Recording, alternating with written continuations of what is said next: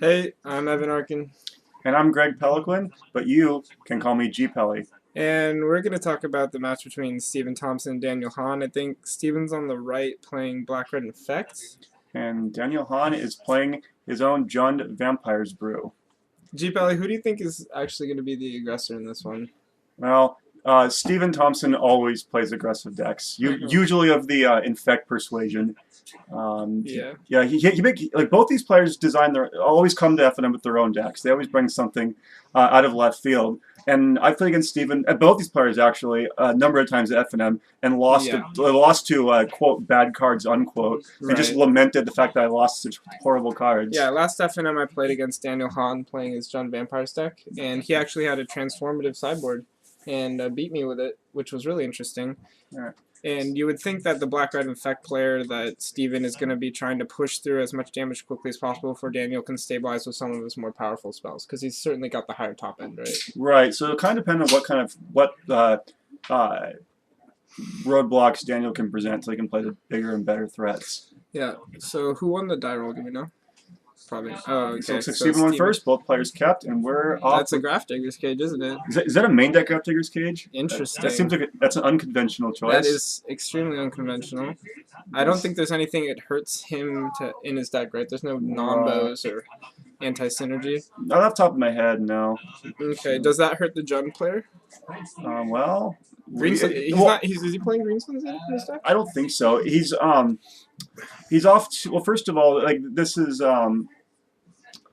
I don't know what's in Daniel's deck, and I don't know if Steven does at this point either. So that's the 1/1 flying Infect for 2. Yeah, that's a rampant growth. Okay, so we are ramping. Do we got a Kessid Wolf? So I thought I saw a Pillar Flame in Daniel's hand, perhaps? It's possible. So if he's grabbing the swamp here, obviously he's probably got the red source in his hand. Right. So you might be looking to lose something like an Aristocrat at this point. I don't know what's in his hand. I can't entirely see. For Daniel, you mean? Oh, there we go. I see a Stormcard Noble. Aristocrat is particularly weak against Infect creatures, you would think, just because unless he has a human to sacrifice, that thing's going down. Because indestructibility just gets killed by the minus counter. We got Tap Summit, and we can animate the Nexus, so we got something in his hand. Let's see. No. Oh. Okay, here we go. So it's remember enchant creature. Is it? What's the stats on it? It's 2/1 and intimidate if he controls no other creatures. So it's a 3/2 intimidate.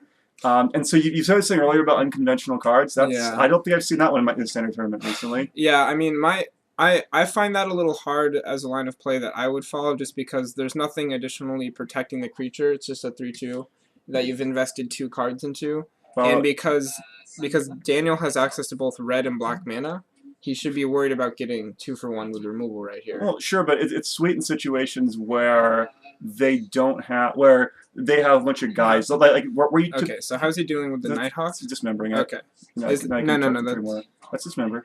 That's the FNM. Oh, right. That's the FNM Pro.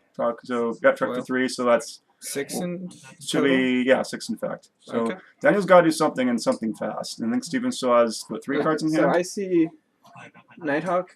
There's an Aristocrat in Daniel's hand. There is the Stormkirk Noble. Yeah. So the thing is the threats Steven has right now don't line up particularly well with what Daniel's doing, but with a couple well-placed removal spells, he can. Does he have the burn in hand? Does Steven have? Yeah, any removal spell Daniel's stripped out because you attack for 3 with the. You animate the Nexus and then. Yeah. So can you kill it? Does he got? Pillar your Nighthawk, Virulent Wound your Nighthawk. That's going to be game. This should be game, yeah. Because he takes a poison counter off of the Virulent Wound, killing the Nighthawk. That works too. I guess you can go over the top. That's fine. Yeah. Yeah, I mean, I get that's a little better line because he's playing around any potential gut shots. Again, both players can play out of left field. You really have no idea what Daniel could have. Oh, I think I just saw Liliana of the Veil at the very bottom of Steven's deck. Maybe I was incorrect, but while he was shuffling, that'd be interesting. That's possible. To help deal with those pesky Nighthawks. Yeah, that's a good card against the Nighthawks. All right, so Daniel is probably going to want to sideboard into a more controlling role because he, as was just demonstrated, is certainly not the aggressor in this match. Right. I feel like the lands lined up a little awkwardly too. A couple tap lands in the wrong places. So if you're Daniel here, you're looking to either slow down Steven's aggression. Now against this type of deck, I love Ancient Grudge. Yeah, Ancient Grudge is fantastic. I'm sure Daniel has access to especially to hit those Graph Digger's cages, right? Well, yeah, we'll see how relevant that is. Yeah, it didn't seem like it did much there. Not much. So if I'm Steven, the cage is probably coming out. And if I'm Daniel, I'm strongly considering taking my aristocrats out. It's probably, I mean, it's a good finisher, but well, it looks like he's pouring out rancor, 2 rancors, a wolf, at least a wolf or Silverheart. Okay, so some things that don't really matter. There's a Curse of Death Toll. Especially. No, let's watch Daniel's bringing it in here. Especially, I see Curse of Death Toll, Duress. Okay. That's good. Duress. And I couldn't see. I think it was a 3rd Duress. Okay, so he either doesn't have access to Ancient Grudge, or he's just chosen not to play it. But Ancient Grudge is fantastic in these decks because one of the things the problem with all these sorcery speed cards is Inkmoth Nexus just kills you all by itself. Right. Like I've taken all-time poison counters from Inkmoth Nexus before against these types of decks. It's really not where you want to be. Right. But like, Ancient Grudge just stops so much what they're trying to do. Like I have a couple in red-green. And they're invaluable in this matchup. An interaction that I'm kind of curious to see. I'm assuming that Stephen Thompson is probably playing Phyrexian Crusader in his deck. It would seem incorrect not to. I want to see how that interacts with the Jump Vampire deck because, on its own merits, that's a really strong creature against him, and it blanks all of his red removal. So if we can see that stick, that would be interesting. Yeah. Right. So far, neither life die has changed for either player as no life was lost. I don't think. That's not true. There's a dismember. There was a dismember that he paid for 2 life, I think. Yeah. So a week before this, I had my future match. I didn't even touch the dice. So I'm so used to pen and paper. Right. And then after the match, Chris was like, you didn't use the dice. So I had no idea what your life total was. I'm like, sorry. Yeah. When my future matches, I used my own dice and got told the same thing. All right, so it looks like Daniel's going to be going first here. Yeah. Hopefully. There's absolutely no way you'd choose otherwise. Yeah. I have drawn once in Standard in the last couple of years, and that says something. Yeah. And I lost. What matchup was it? It was a red-black vampire mirror. Okay. I felt it was more attrition based than it was. I was wrong, but it was. Okay, so I see that's Daniel's hand is land heavy. I see lands. I see Nighthawk. If it's all lands, Nighthawk, is he? I think he's gonna keep it. Yeah. So I see lands. I see at least 4 lands and 2 spells. I think about Nighthawks. So I guess it's kind of okay. But if Steven has a slower draw, then it's probably fine. Ooh, Cathedral War. It's a spicy one for the Infect players. Certainly a huge threat in the mono green builds. Yeah, and it should be noted that Vampire Nighthawk gets a lot worse in this matchup because the lifelink is completely irrelevant. Right. So you're basically playing the 2/3 flyer really. So yep. And you have Death Touch too. And it's also black, which is important for that Intimidate. Right. So no, it's still correct to have them. Yeah. Like you can you can, and the Death Touch means you can still trade with it even if it's. So Daniel certainly wants to go for the trade here if it's presented to him. Oh, of course. But now all he wants to do is trade. The red deck might have removal. Maybe. I saw Guest's Verdict in Steven's hand. That seems correct. So he's gonna Guest's Verdict it. Yep. Which is, I mean, that's certainly an interesting choice. The life loss doesn't matter. But against certain decks, it's a very good removal spell. Yeah.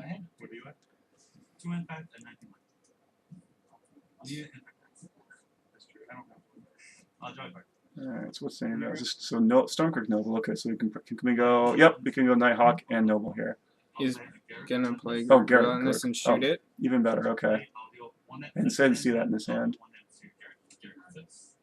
Alright, that's very, very, very good for Daniel. The constant stream of Death Touch wolves now is probably that's definitely gonna win the attrition war in the long run. Right. There's no way you can afford to use enough removal to deal with that every turn. Wow. I haven't seen that. I haven't seen that in a long time. Speaking of unconventional cards, so that's a 2/3 infect. 3/2. 3/2 that gives other infect creatures you control +1/+1. Whenever you cast a creature spell with infect, they get a counter. They get a poison counter. Yeah. I played that card. I haven't played that card since Scars Limited. We see. So you take Virulent Wound. Yeah, Virulent Wound, and then there's 2 of the 1/1 flying infect creatures. That looks dangerous. It does. Those represent 2 poison counters immediately. So if you're Daniel here, you just play the Nighthawk, spit out the wolf, and say go, right? Oh, you can do the Noble now too. Okay. So there's Noble. There's Nighthawk, spit out a wolf. Let's hope he remembers that. Yep. Yeah. Okay. Take it out. I'm a big fan of Groot Relentless. Like I've always wanted to play that card way more than I probably should, just because of the value you get sacking and tutoring. Yeah, and the prevalence of Delver in the format makes it kind of embarrassing because you play it for like you're trading with their 1-drop. You hope, and it gets Mana Lita, and it doesn't do anything against guys. There's so many things, so many situations where Relentless is just bad. Like I said, our green decks or these kind of decks is pretty good. So the trigger goes on the stack, and then Daniel's going to get 2 infect counters, going up to 4. Right. So if there's a glare on his infect counters, but I think he's at 4. It's 4, yeah. So if you're Daniel here, what are we looking to do? I think we trade aggressively. Well, yeah, but I like target. He's What are we targeting here? Yeah, you should probably figure that one out before you cast. That's fair. No, yeah. Okay, so if I'm Daniel, I don't know what's in his deck entirely. Okay, so but I want to use that was a good turn for Daniel because he traded 1-for-1 with a removal spell, but then Steven couldn't attack through. So his hand's 2 lands. At this point, like those, you're not in the best position right now. I think you want to sacrifice a wolf to Garrick. You attack with it first. Right. Why would you attack? Oh, yeah. Because it has Death Touch. You would willing to be traded. Yeah, you can. Okay, you can get it for. It's a free point of damage. There's no way that Steven would block. Well, it could be more if it's Wolf Run too. Right. There's no reason not to. So you attack with the Wolf token. Yeah. Consider Wolf running it, and then, but you wouldn't want to Wolf run it for too much because you want to be able to play the creature you're tutoring for, and you probably just get the Nighthawk. Correct. Yeah, this is what he's doing. He's taking it on 1. Yep, exactly. So do you have attack first there? You can. Yeah, you can get it for 1 there. Well, what you're doing is you're getting a creature that's going to be looking to trade. Or you're trading with one. Yeah, you're trading with one of his guys, or you're. Ooh, so I saw some Zealous Conscripts in his deck. Well, conscripts are okay, but Viridian Emissary. Doesn't want to do anything. Any of those cards don't. Yeah, I mean conscripts is not great in this matchup. Ooh, that's good. So first strike, it's Stromkirk Captain. It gives other vampires you control +1/+1 and first strike, which means his Vampire Nighthawk has first strike and Death Touch. One of the most powerful creature combinations on a creature. That's pretty nice. And the keep in mind, casting Wolf Run makes it so it's even harder for him to do anything profitably. Okay. So, like, you can break it up with some removal, though, like a Liliana here or something like that. And the Stromkirk Captain himself Steven's down to 1 card, and it's the Nexus. So, can we can't attack here. I don't think we can. No, we can't, because Stromkirk Noble itself has first strike. This is terrible. Yeah, this is not unless you're trying to pick off the Garrick, which is fine. You might try to pick off the Garrick. Did he declare? Yeah, okay, okay, actually, that's fine. But... So Cathedral didn't trigger because he's attacking with 2, so Garrick just goes down to 1? No, they're 2/2 from the Praetor. Oh, right. So Garrick's gone. That sucks for Steven, but it's kind of what you have to do. Yeah. You're trading one of your random creatures for a Planeswalker, which is a good trade. Because Planeswalker is going to generate value in the long run. So much value. So you're Daniel here, you still can't really attack until you draw something else. No, yeah, you've got to... Because that Nighthawk's holding back, the Plague Stinger and the Stromkirk Captain's holding back. Looks like Daniel wasn't very happy with that.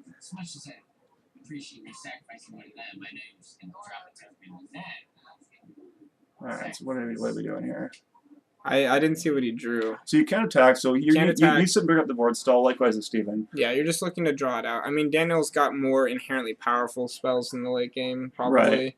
So Steven needs to draw a removal stat. You need to draw a removal stat to clear that Nighthawk out of there. Because if you draw, like, I don't know, some way to kill a Nighthawk, or just some way he passes the turn. Yeah, some way to clear up the board. Liliana would be great here, but some way to clear up the board, you can force some bad blocks or start getting poison damage through. Right. But neither player can attack here. I mean, the first strike is just really doing the trick right now. This whole team is stonewalled. It's not winning in the game yet, so... Incidentally, this is a situation where that Wolf or Silverheart you cited out would be pretty sweet. So is this 3 So is this Liliana or a Crusader? What are we looking at here? It could also be Flames of the Firebrand or something random like that. If he's thinking about it... Okay, so remember, he's paying full value on it to hit the Stromkirk Captain, which seems... Not what I do. Yeah. Then you killed Nighthawks, you can go... Yes, the Stromkirk Captain is... Why aren't you attacking with the Nexus? Oh, you can't. That's right. See, because if you killed Nighthawk there, you could attack with the Stinger and the Nexus, get in for 4, then he goes to 8, needs to have something this turn, or he's just straight up dead. Yes. This is correct. Since in that now, neither of those attacks is particularly optimal. No. I'm not particularly happy with any of these attacks. Like that was definitely a mistake. Let's see here. If you judge, I mean, if you had to attack with either the Ink Moth or the Stinger, you'd. Oh, he's coming in with the whole team. It's got to be all or nothing. It needs to be all or nothing. And I think you have to block the hand here. Yeah, most certainly, because that hand is just going to give you additional poison counters. Yeah, so maybe this deck's not too bad. So he's going to be taking 4, going up to 8 poison off this attack, because assumedly blocks the hand. I think you block the hand here. Yeah, well, it has the highest power. It's the most threatening in the long run. Because the problem is, if you don't, you go to 9 poison. So any infect creature you draw just kills you on the spot. You must block. Oh. Okay. Oh, he's got something you're holding. Oh, he's doing that. Might as well. So he doesn't have removal in his hand. Right, 6 irrelevant life. Because if you had removal, you just would have used it there instead of gaining 6 irrelevant life. So maybe Daniel. No, maybe that card Daniel drew lets him kill the hand.